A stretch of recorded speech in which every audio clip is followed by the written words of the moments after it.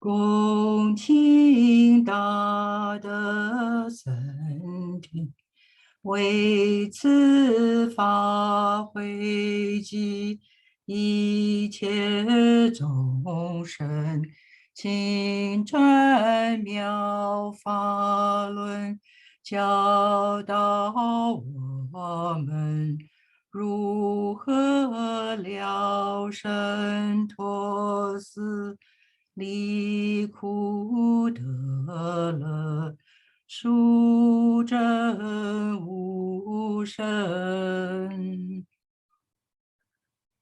Will the Sangha with great virtue out of compassion for the sake of this assembly and all living beings, please turn the wonderful Dharma wheel to teach us how to live suffering and attain bliss and end birth and death, and quickly realize non-birth. Namo tassa bhagavato arahato samma sambuddhassa. Homage to the blessed, noble, and perfectly enlightened one. Namo sadanto suchetoye alahati sanmiao sanputoche. 无上甚深微妙法，百千万劫难造诣。我今见闻得受持，愿解如来真实义。Supreme and wondrous Dharma, subtle and profound, rarely is encountered, even in a billion eons. But now we see and hear it and accept it reverently. May we truly understand the Buddha's actual meaning. Buddhas, Bodhisattvas, Venerable Master, and all good knowing advisors. Welcome back to, this is class 51 in our exploration uh, of the Buddha's teachings and Buddhist practices based on using the Medicine Master Buddha Sutra as a vehicle to do that. As usual, we're going to recite Medicine Master Buddha's name 7 times. So I'm going to invite everyone to join me again in putting our palms together. Namo, quelling disasters, lengthening life, Medicine Master Buddha. Namo, quelling disasters, lengthening life, Medicine Master Buddha. Namo, quelling disasters, lengthening life, Medicine Master Buddha. Namo, quelling disasters, lengthening life, Medicine Master Buddha. Namo, quelling disasters, lengthening life, Medicine Master Buddha. Namo, quelling disasters, lengthening life, Medicine Master Buddha. Namo, quelling disasters, lengthening life, Medicine Master Buddha. Medicine Master does come one, Medicine Master does come one, Medicine Master does come one, Medicine Master does come one. Okay, let's get into today's slides.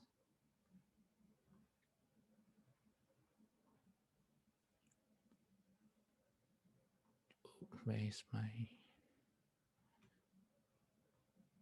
Okay, so we are still on the topic of precepts or sila in Sanskrit. And today, um, let's begin by a quick recap of what we're doing right now. So precepts form in the Noble Eightfold Path, which last week we found out how important it is, because the Buddha said that in any path that you are walking, meaning in any practice that you do, if there is if there exists something like the Noble Eightfold Path, then you will find sages of the first to four arhats. What does that mean? It means that anything that contains the Noble Eightfold Path is a way out of suffering. It works. It's a formula. It's a way of orienting your practice, your mind, your intention, your goals, so that you are traveling in the direction that you want to head in. So precepts form the components of right speech, right action, and right livelihood. But before you are able to get your speech and action and your livelihood correct, although you may know what the precepts are, you first need right view and right intention so that you can approach the precepts in the proper way. Okay, so today I have a sutra or a sutta from the Pali Canon for you. And hopefully we have enough time. If not, I think I will make time.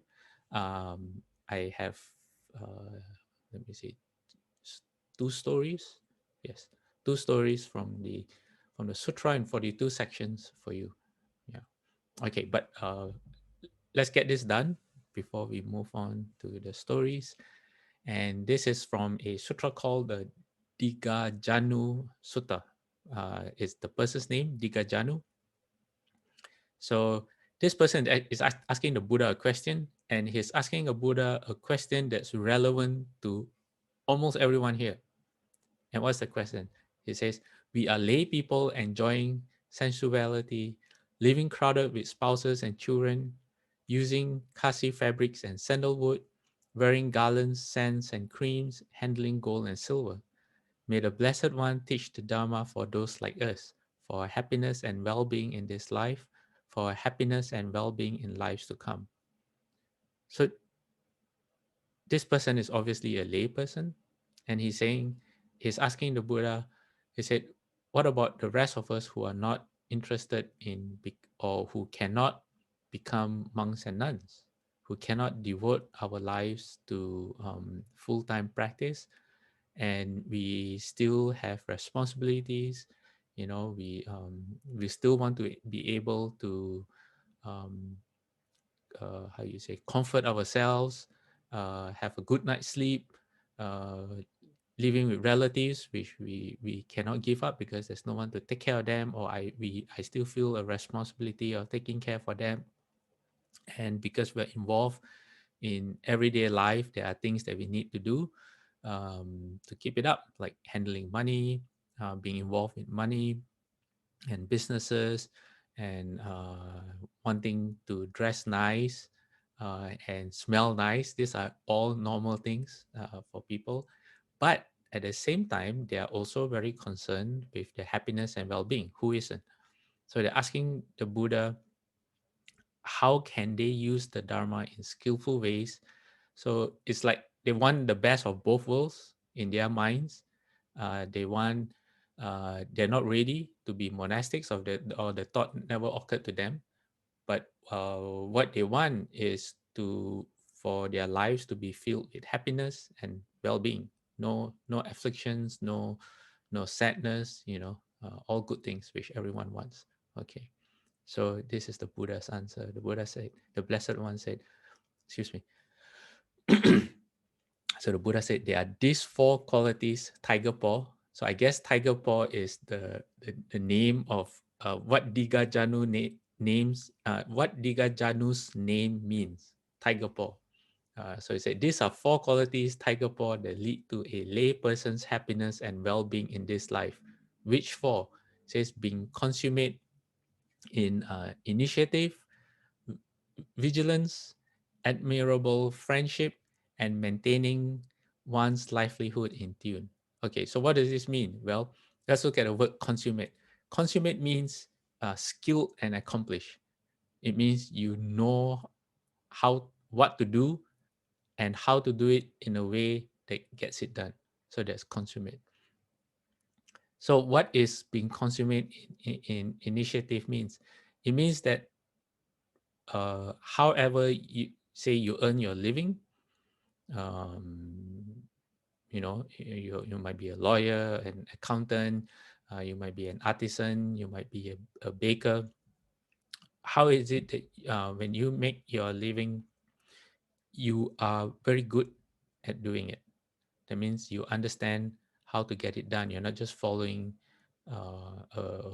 one way of doing things. You are a master at how you do.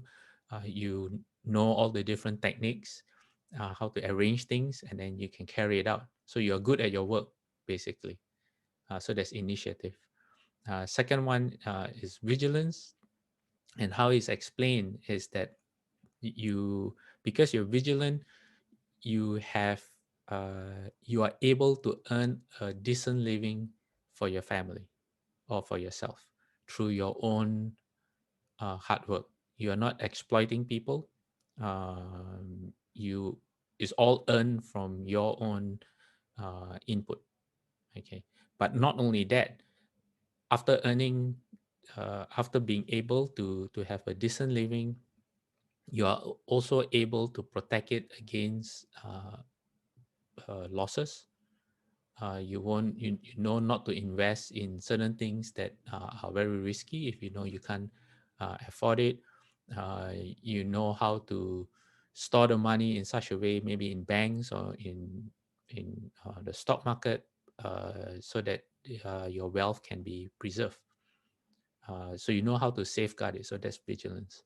And then admirable friendship means knowing how to choose friends that have good characteristics, good qualities that are advanced in virtue, and you're able to be uh, discuss things with them. They learn from you, you learn from them. These people are kind-hearted, they're respectful, they are generous, they know how to tell right from wrong. This is admirable friendship. And the fourth one is maintaining one's livelihood in tune. This means that you spend in accordance with your wealth. So you're not too stingy. That means you hoard money for no, you just want to hold money and at the expense of, say, your own lifestyle, your family's lifestyle. Neither do you spend more than you have. So you spend in accordance with your income. So the Buddha said these are the four qualities that lead to a layperson's happiness and well-being. Okay, and then the Buddha talks about future lives to come. So let's go back to the previous slide for a moment. This slide is for this life, in this very life. Okay. Now the Buddha talks about your future, how to make sure that in your next life, you are able to still enjoy your life. Because what you do in this life has an impact on your next life. So the Buddha says, there are these four qualities that lead to a layperson's happiness and well-being in lives to come. Which four? Being consummate in conviction, virtue, generosity, and discernment. So the although the layperson, his question is about how the layperson's question is very simple. It's about how can I have happiness and well-being. And he didn't even say this life, did he? Let's go back a few slides. I'm interested to find out too. Let me see. Oh, yes, he did. He said, well-being in this life for happiness and well-being in lives to come. So not bad. Tiger Paw is not only asking about the, say, for today, but he's also concerned about tomorrow and the day after. So, okay, Tiger Paw is very smart. I hope all of you are like that, like Tiger Paw. That's an awesome name. Okay, so um, What is being consummate or being skillful in conviction? This is explained as having faith and confidence in the Buddha's teachings and in oneself. Okay, I'll say that again. Conviction means you have faith and confidence in the Buddha's teachings and also in yourself in being able to carry out the Buddha's teachings. And where does this come from? Well, the first component of the Noble Eightfold Path, which is right view. Right view gives you the understanding that you need so that you can have, so your confidence can arise. Second one, being consummate in virtue. This means very simply following the precepts. Okay, you do not take life, you abstain from stealing, you abstain from sexual misconduct, you abstain from lying, you abstain from intoxicants. Generally, for lay people, that's what it means to be consummate in virtue. And then consummate in generosity. Oh, we've covered that for many classes in the last few weeks. It means that you are not you're not stingy, you're not greedy, you are generous, you help people who need help. You not only help people who need help, but it brings you great joy, great delight when you do. You are responsive to requests. That means you are mindful of other people's needs and their suffering, and you delight in the distribution of alms. So that's being what generosity is. And finally, we have discernment. Um, this discernment is more a result of the a person who's mindful of what life really is. So someone who's discerning understands that there's a beginning, there's a middle part, and there's an end to life. And how do we end stress, and how do we prepare for how you say, not just our end of life, but in daily life, how do we end stress? Uh, okay, let me say that again. Um, the discerning helps you identify stress as it arises and as it ends. So you know how to manage stress or affliction, and you know how to recognize when it arises, like when you're getting angry, for example, or you're getting upset, uh, or you see greed arising in you. Instead of following after, you have the discernment or the mindfulness to catch it, and then how to end it. And you're also discerning about your path in life. You're not happily enjoying yourself every day without thinking about your future. Okay.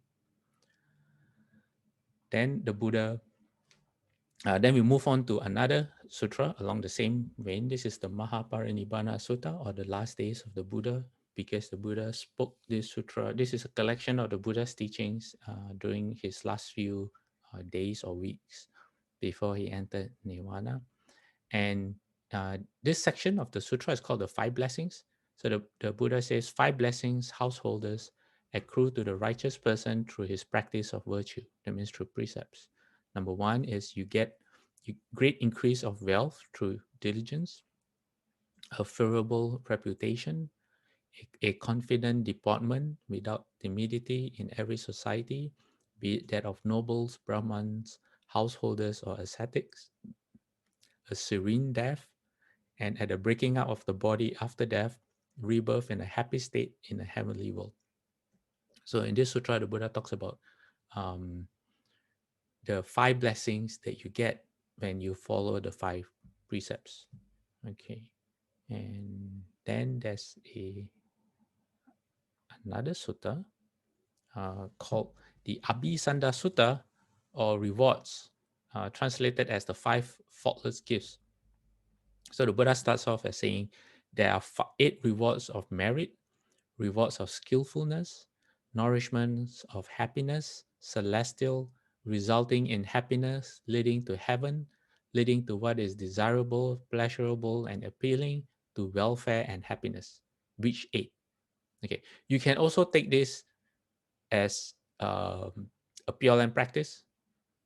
because it forms the foundation of how you recite the Buddha's name, the mindset that the life that you should lead in order to get to the Pure Land. So who doesn't want this? Okay, skillfulness, happiness, celestial meaning heavenly, uh, heavenly happiness leading towards desirable welfare and happiness. Who doesn't want that at all? Everyone does. So the Buddha explains, says there's the case where a disciple of the noble ones, which is all of us, has gone to the Buddha for refuge. So this is the first reward of merit, reward of skillfulness, nourishment of happiness, celestial resulting in happiness. So the Buddha is repeating what he said in the earlier slide. It leads to heaven. It leads to what is desirable, pleasurable, and appealing to welfare and to happiness. So the first reward of merit is going to the Buddha for refuge. And then the second reward of merit is the Dharma, going to the Dharma for refuge. And the third one is guests going to the Sangha for refuge. This is the three refuges. So these three refuges constitutes the first three rewards of merit. And if anyone's memory here is good, merit, as we have gone through before, is different from blessings. Merit is what takes us out of the path. Sorry. No. Merit is what takes us out of samsara.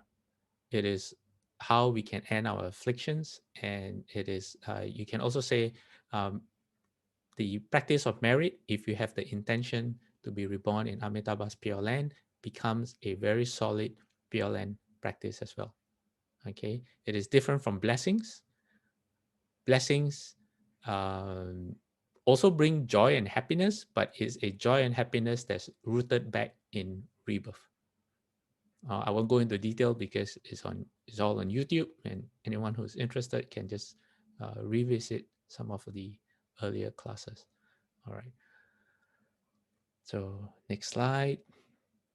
Buddha says now there are, so we have the three merits, okay? So the Buddha says now there are these five gifts, five great gifts: original, long-standing, traditional, ancient, unadulterated from the beginning, that are not open to suspicion, will never be open to suspicion, and are unfaulted by knowledgeable contemplatives and Brahmans.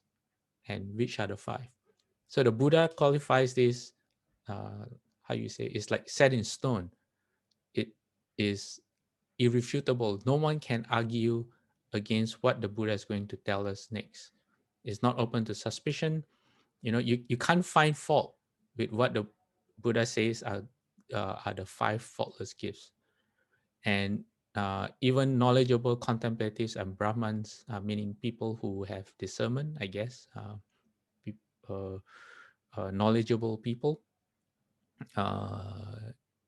fully understand what these are. Okay, so what are the five? Anyone would like to guess? It is, Buddha says, there is the case where a disciple of the noble ones, abandoning the taking of life, abstains from taking life. In doing so, he gives freedom from danger, freedom from animosity, freedom from oppression to limitless numbers of beings. In giving freedom from danger, freedom from animosity, freedom from oppression to limitless numbers of beings, he gains a share in limitless freedom from danger, freedom from animosity, and freedom from oppression. So this is the Buddha explaining the first precept of non-harming, or ahimsa in Sanskrit. Just excuse me one moment. Let me take a sip of water.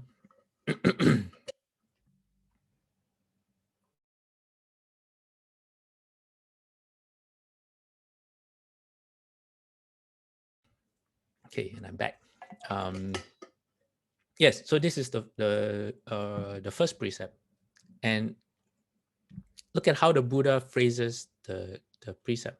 Usually, we talk about precepts as no killing, so you have to be vegetarian, and it's presented in a way that's very that there's a lot of self-sacrifice. That you have to curtail your lifestyle, or you know, uh, adjust your life in a way that becomes very bothersome, or but the Buddha portrays it in a very different light. He says you are giving freedom from danger, freedom from animosity, freedom from oppression to limitless numbers of beings. So when you hold the five precepts, what goes on through your mind should be you are no longer a danger to any living being. You will never oppress any living being. And neither should any living being, how you say, feel that you have hatred or anger towards them. So they should feel safe when you're around, or you want them to feel safe through your conduct. So the precept of not taking life or of not killing becomes very, very different. It becomes more of the role that you assume for yourself as in all your relationships, not just with humans, but with all living beings. And then not killing or being a vegetarian then suddenly becomes not the major part of it, but just a very small part of of carrying out the the first precept against not killing. There's a lot more to it than just looking at your diet.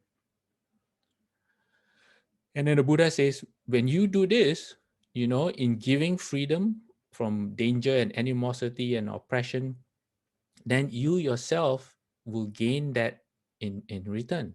Then that means the more you do it, the more you are free from danger, you are free from any feelings of anger or hatred from people, and and people won't oppress you. That means they won't push their opinions and force you to do things that you don't want. Freedom from oppression. Freedom from oppression is a huge thing because in this world, that's how people fight. People think that this is good, and they feel that they should force other people to follow their principles, and people start to fight. So this is how the Buddha explains the first precept. Okay, then we go on. The Buddha says, "This is the first gift, the first great gift." Then he repeats, "That's not open to suspicion that everyone in their right minds, anyone with any wisdom at all, will say yes. Not harming, not killing is one of the best things you can ever do when you're alive." And so it's the first great gift. And in terms of the number of merit, after the first three refuges, this is number 4. Okay, so I won't be reading the rest because um, in the sutras, especially in the Pali Canon, some of it has been written to aid in memorization. So some of the sections repeat themselves, which we don't really need to do here.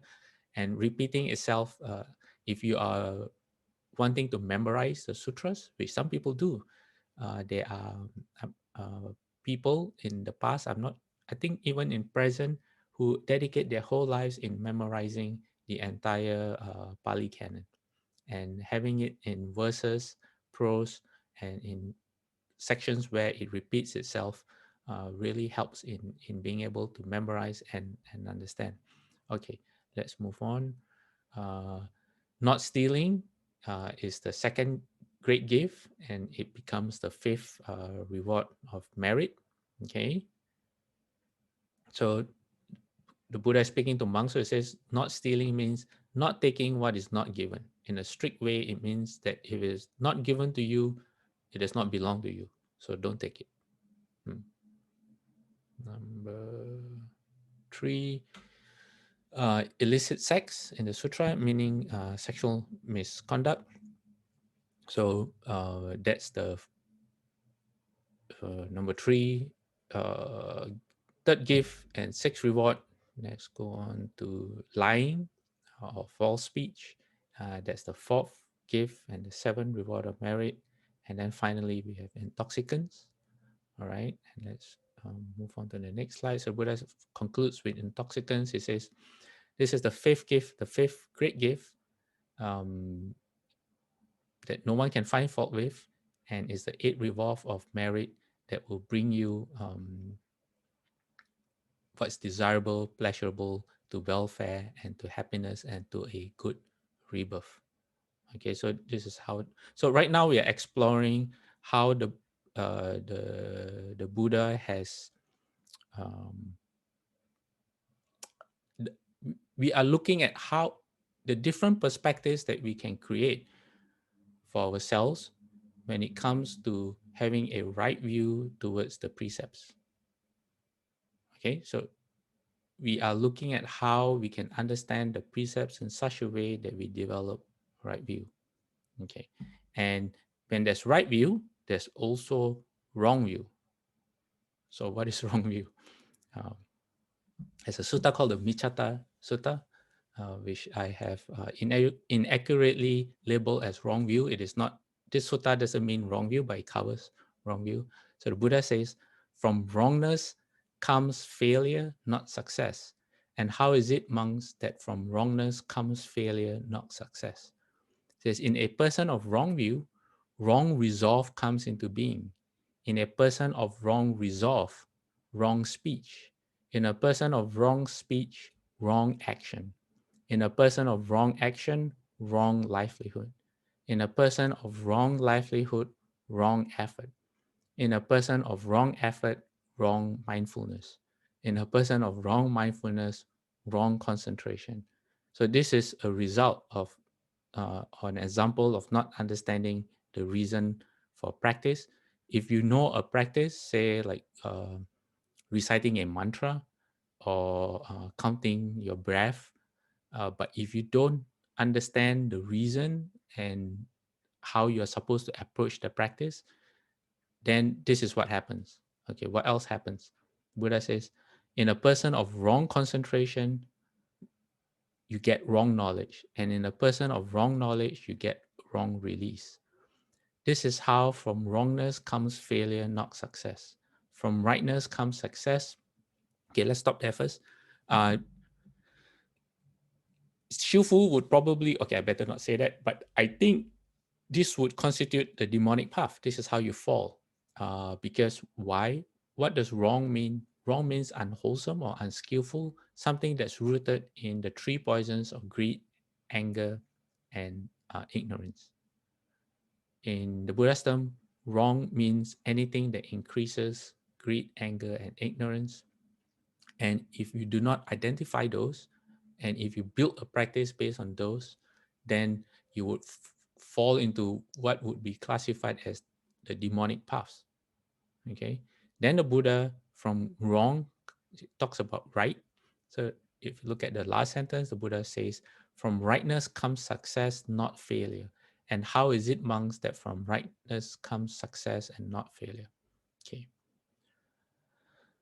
Slide says, in a person of right view, right resolve comes into being. Resolve means your intention, like why you're doing it, how you're going to do it, and why, how, and why, how, and okay. Right resolve comes into being. In a person of right resolve, you develop right speech. You are mindful of your speech. Then in a person of right speech, right action follows. In a person of right action, right livelihood. In a person of right livelihood, right effort. In a person of right effort, right mindfulness. In a person of right mindfulness, right concentration.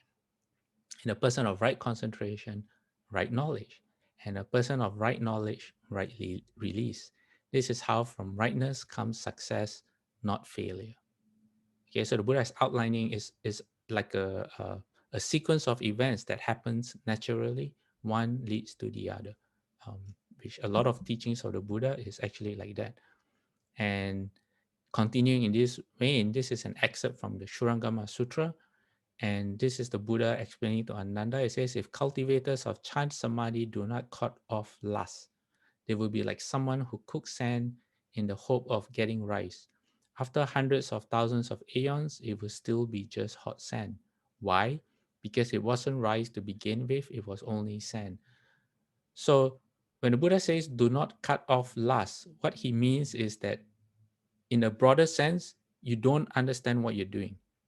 You're doing something, but you don't really understand how to approach it, how to apply yourself, how to um, identify what you're supposed to identify, how to eliminate what you're supposed to eliminate, and how the process of what you're doing leads to your goal.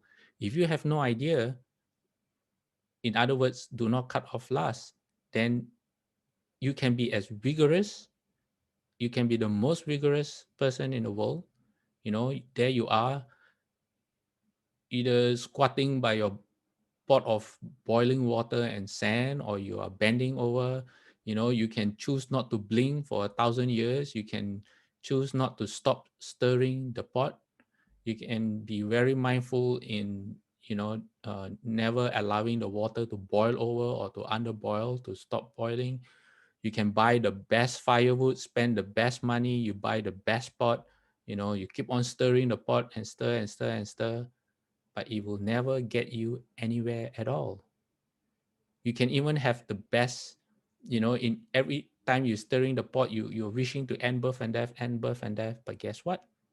You will never get rice. It's still stand. So identifying wrong views is very important. And wrong views, there's a list of official wrong views that you'll get to, but also in how you approach everything that we do in Buddhism, in our practice. Okay. Okay, before we go on to wrong views, let me just do something quickly to manage the time. It's now 9:40. Okay. Okay, just give me a moment.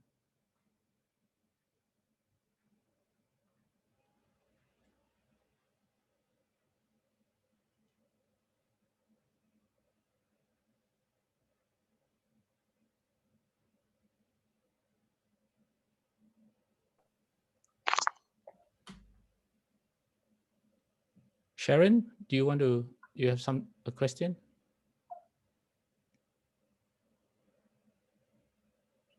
Okay, if not, I'm just going to mute you. Okay, Miss Yap has a question. She says, can we elaborate more on ignorance as a wrongness, ignorance without the knowledge? Ignorance isn't so much, let me see. Ignorance is not desirable. Ignorance represents not understanding, not having right view as we practice. That would be an ignorant approach to practice. So ignorance means doing something without really understanding how it's going to work, or what you're supposed to do, or how to do it properly. You're just doing it, hoping or wishing that something good will come out of it. That's kind of what ignorance is. Ignorance is not understanding cause and effect. Like all of us not being able to explain why certain things happen to us, um, why we were born on the day we were born, to the parents and the family that we were born into, why things happen to us, um, why we are who we are. That's all ignorance. Okay. Um, Maybe before we go to wrong view, it's 9:40 right now. Let me share, let me jump ahead in some of the slides and explain one proper view, one right view of looking at precepts, which is under precept, samadhi, and wisdom. Okay, let me jump to slide 27.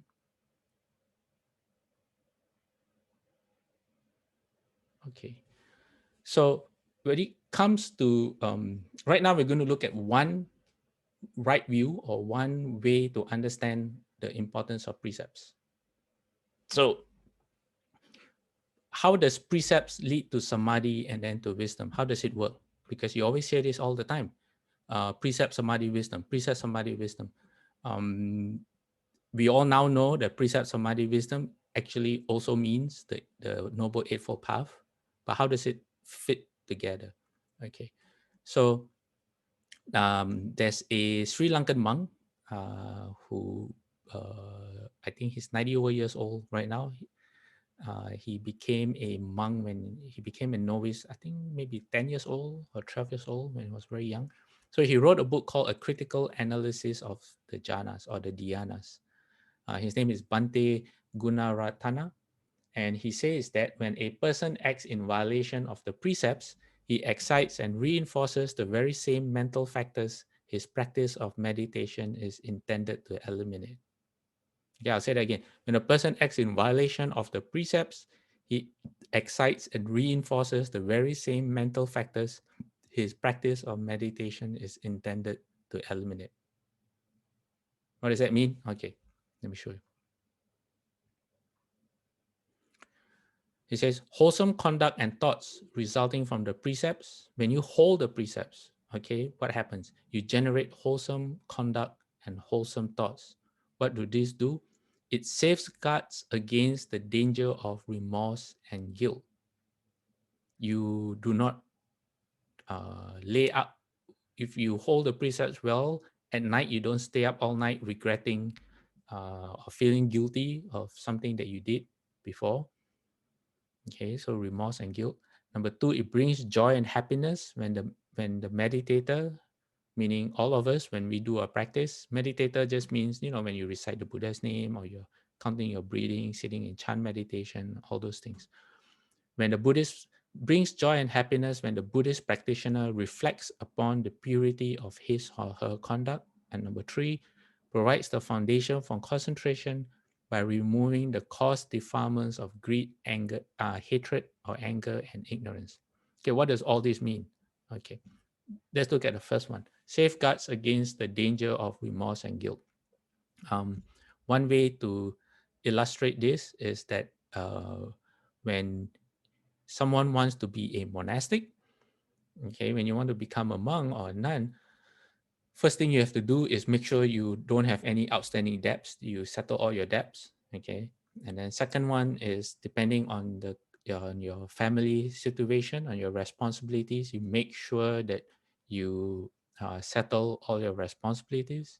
If you have children, that your children will be taken care of. Same goes for your partner. Same goes for your parents. You ask them for permission. You are not neglecting or abandoning them for selfish reasons. And why do you do that? Well, at that moment in time when, say, the body resolve or the resolve to want to leave home comes up, it can be very strong.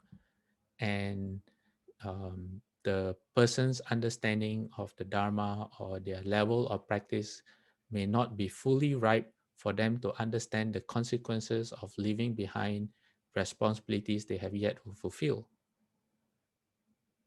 So once you end, say, so you, if you have outstanding responsibilities or something that you have not settled,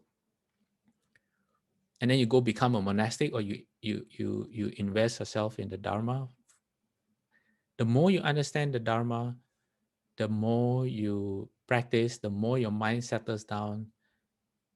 All these unsettled debts, and debts doesn't just mean financial debts, but things that you could have done better or things that you have neglected uh, and to live the home life will come back. And so you're sitting there reciting the Buddha's name or doing walking meditation or your practice when your mind is quiet, these things will come back and you can say that they will haunt you, they will make you regret. And depending on how severe or how deep those things are, the impact that they have on you can be very great, to the extent that it impedes your progress on the path, because your mind does not let you go. You have thoughts of remorse and guilt. So, and that's a huge thing. You don't want that at all. Okay. Okay. So that's one way of understanding remorse and guilt. And then the second one, joy and happiness. This is a very good thing to do for anyone. Before you do your practice, when you wake up in the morning, actually, the best is before you do your practice. Like if you have a daily practice, either reciting the Buddha's name and all that, you, as you're bowing to the Buddha to begin your practice, or whatever it is that you do to prepare yourself, or before you read the sutra, one thing you can do is to recall all the wholesome things that you have done.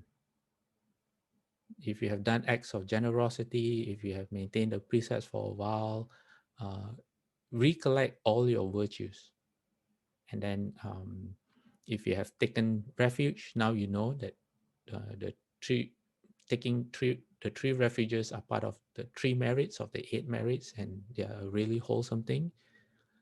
Um, kind of like congratulate yourself, feel good that you have done something wholesome, and take note of the good roots that you have from all those people who were your past lives. They have done something good for you to be able to enjoy your current conditions.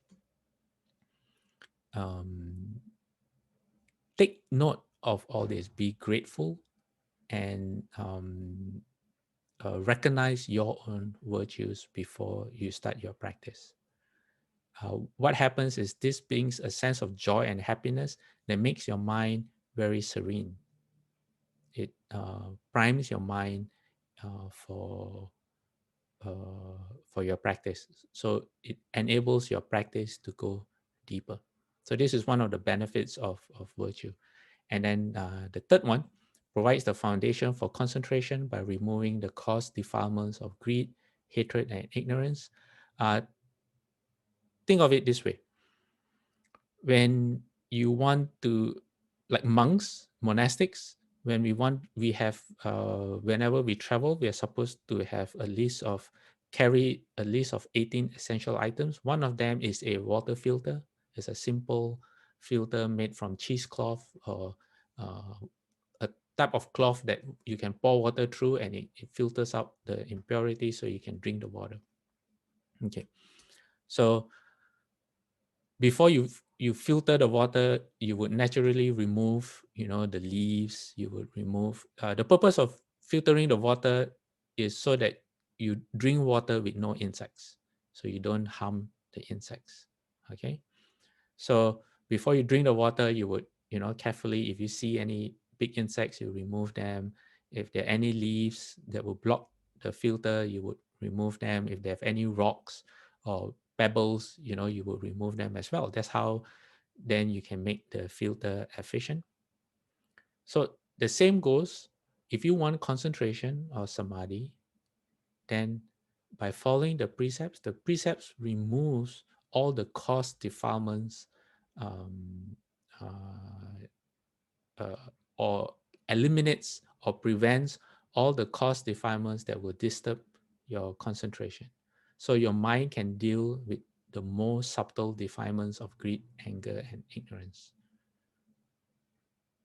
If you are, for example, if you are really attached to something, let's say as a monk, I have my favorite beads for when I do my recitation. And if I become very attached to my beads, you know, uh, thinking that it has some special power or special significance, that is a cause defilement. That's greed, right?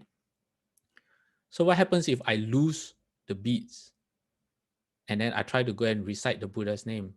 Because my attachment is so great, instead of being able to concentrate on reciting the Buddha's name, my mind might go to, oh, this, I miss my beats, I'm so used to my beats. These new beats feel different, or I don't like these new beats, or they're not special, they don't have some efficacious power or nature, that will prevent my mind from being able to settle down. So precepts help properly with the right understanding. You understand that it's supposed to eliminate this kind of cause defilements. Okay, I hope that example is useful. Okay, so this is a chart of how it works. Okay, you start from precepts. From precepts, you get freedom from remorse. Okay, maybe I'll, instead of explaining this slide, let me go on to the next slide that also have this. I hope that if the words are not big enough in that picture, let me know, and then I can move back to the other one. So this is how the Buddha explains the formula. It's called the Chetana Sutta, an act of will. The Buddha says, for a person endowed with virtue, a person consummate in virtue, there is no need for an act of will. May freedom from remorse arise in me. It is in the nature of things that freedom from remorse arises in a person endowed with virtue, consummate in virtue. So Buddha says, if you have virtue, meaning if you follow the precepts well, you don't have to wish to have no guilt or remorse, because that will arise naturally. So, in other words, if there are regrets or remorse or shame in your life, then look at how you view the precept. Because if you hold the 5 precepts well, these things shouldn't arise. So, from being able to do that for yourself, you are every time you can adjust your understanding, you're moving towards right view of the precepts, which enables you to hold the precepts well, so that you can practice well. Because you have uh, the longer you live, the less remorse or guilt you carry with you. Okay, all right. So that's the first one. Then the Buddha says, for a person free from remorse, what's next? There's no need for an act of will, or in other words, there's no need to wish that may joy arise in me. It is in the nature of things that joy arises in the person free from remorse.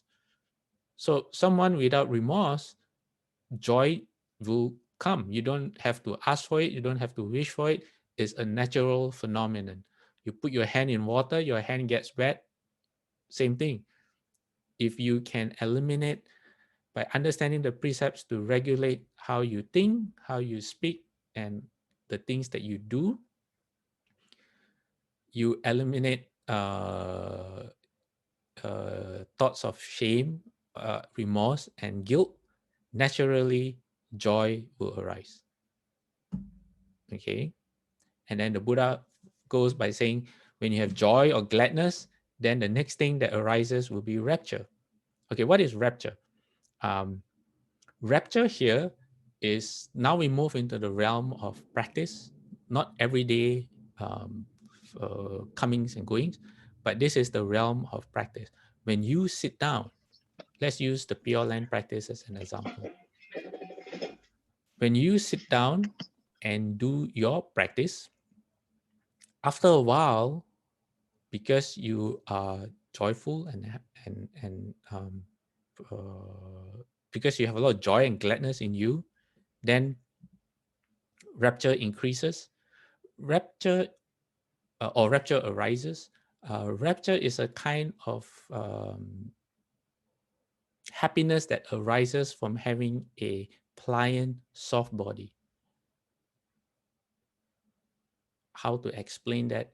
Say when someone is very upset, when someone gets angry, the body tenses up, the muscles firm, your teeth clench, your hands, you hold it in a very stressful way.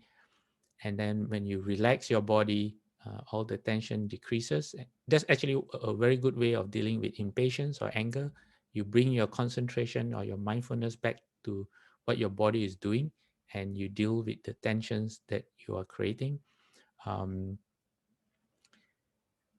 Same thing, when you are joyful, your body is very loose and very relaxed. Your body doesn't fight you when you're doing your practice. Yeah, I think that's a very good way. Your body doesn't complain when you sit too long or when you walk too long. Your body just accords.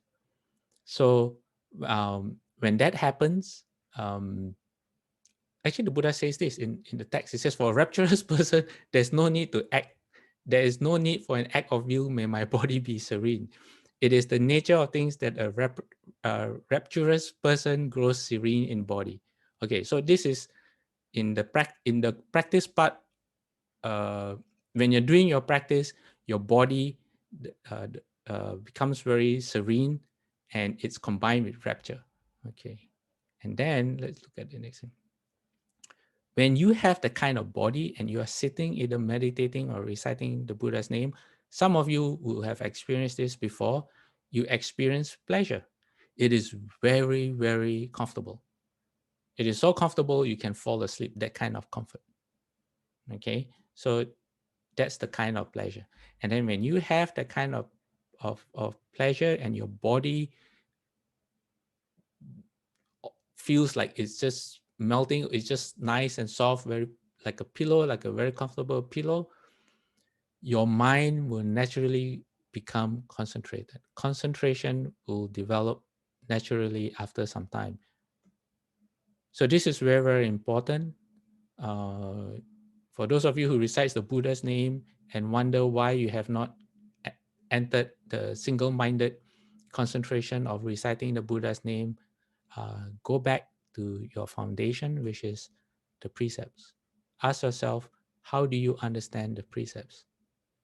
When you maintain the precepts, is this what is happening in your life?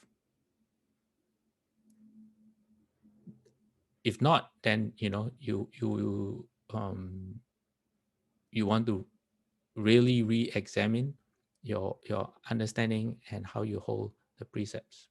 Okay, so naturally concentration grows, and when you are concentrated, the Buddha says you will know and see things as they actually are. This will happen in samadhi or in dhyana, when your mind becomes either single pointed concentration or a white uh, uh, your concentration can be very pinpointed or very wide, but it is very, very concentrated. And at these stages of concentration, it is not your conscious mind that's working. Your conscious mind is almost sleeping. It is very, very quiet. And this then allows your wisdom to arise, which is being able to see things as they are. Okay. So when you are able to see things as they are, then the Buddha says, may I feel, you don't have to wish that you become disattached or your attachment loosens, because that naturally happens. When you understand and see things for what they are, you naturally eliminate your attachments one by one. So the Buddha concludes, and what happens after that? Well, you become an arhat. That's how it works. It's a um, it's a very psychological phenomena, and that's why it's a formula that works, because it's through your mind and the body to a certain extent, but the precepts act on the mind. Okay, so the Buddha concludes by saying, in this way, dispassion has knowledge and vision of release as its purpose, knowledge and vision of release as its reward. Disenchantment has dispassion as its purpose, dispassion as its reward. Knowledge and vision of things as they actually are has disenchantment as its purpose, disenchantment as its reward. So the Buddha is going backwards now. Concentration has knowledge and vision of things as they actually are. So the Buddha is going backwards now to show you the linkage again. And then so we don't have to cover it all, since we're out of time. And so the Buddha goes back all the way to freedom from remorse as their reward. And he says, in this way, mental qualities lead on to mental qualities. Mental qualities bring mental qualities to the consummation for the sake of going from the near to the further shore. What is that? Paramita. From one shore, crossing the shore is paramita. So precepts, samadhi, and wisdom is a if you understand how it works, it's like you grow something from a seed. A skillful farmer, you give the farmer a fruit or a flower, they will know what to do from one step to the next, how to harvest, is that the right word?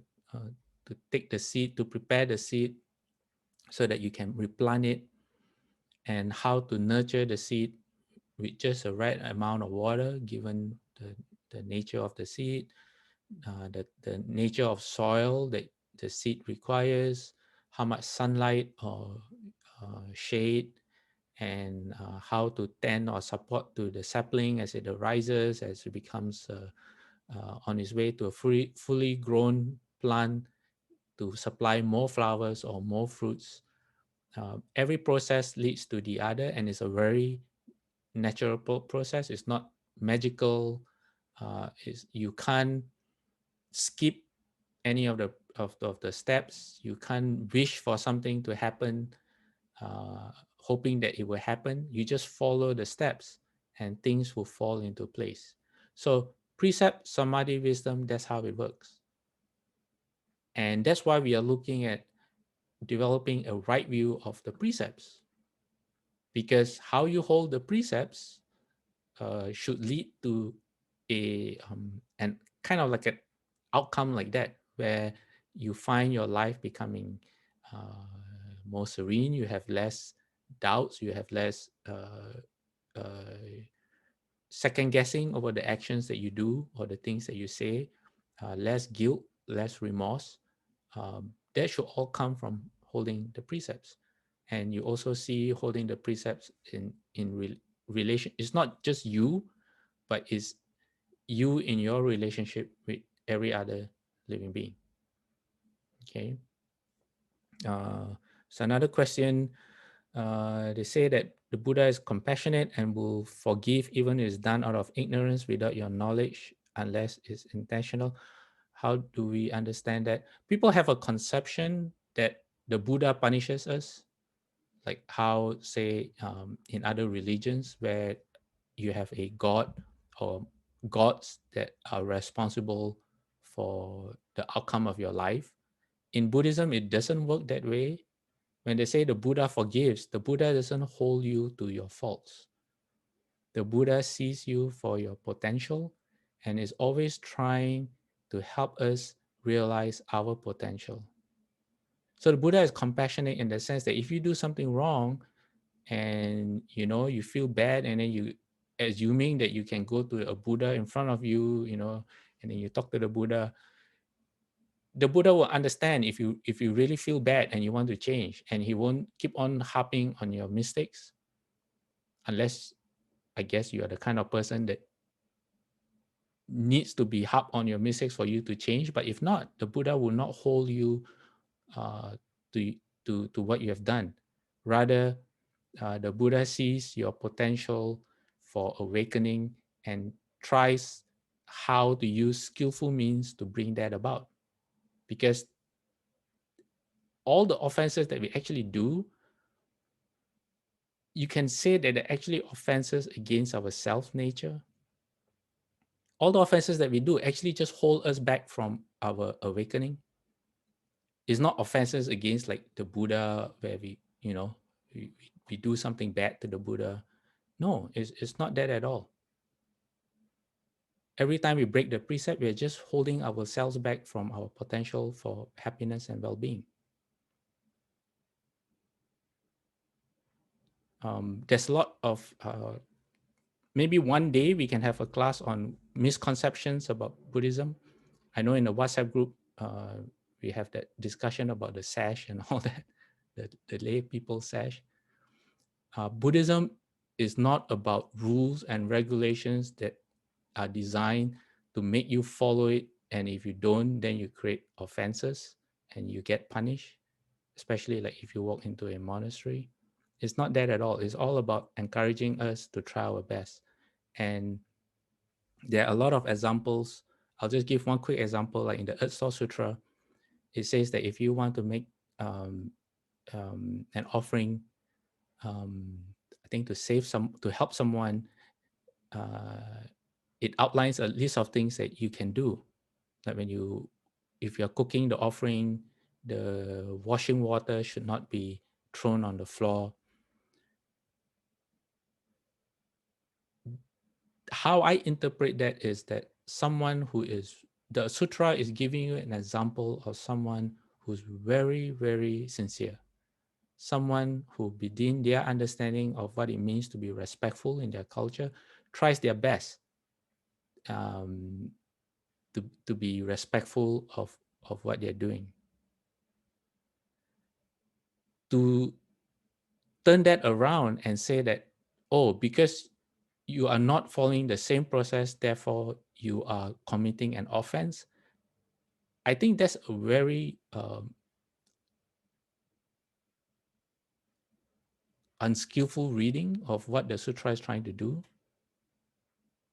The sutra doesn't give you the best example, and then nowhere in the sutra does it say that if you fail to follow that, it means that you have created offenses and you will be punished. No, only people say that, not anywhere in the sutras. But what it reflects is that if you don't, how you say it, by giving you the best example, it acts as a mirror for you to look at your own conduct, to see if you measure up, or why don't you measure up, or maybe you can surpass the example given in the sutra. You know, is it, it, yeah, maybe I can't address that today, but maybe um, uh, in a future class, if people want, we can look at all the ways sometimes we twist and turn the Buddha's words or the teachings of the Buddha into something that becomes fear-based. Uh, Fear is something that the more you understand, the more right view you have, the less fear you should have, not more. Oh, okay. All right, we have ran out of time, and let me end this slideshow, and so we can dedicate merit. So next week we'll come back to examples of explanations of wrong view and a bit of right view, and then we can see how investigate how to hold the precepts in a way that um, really brings benefits. Okay.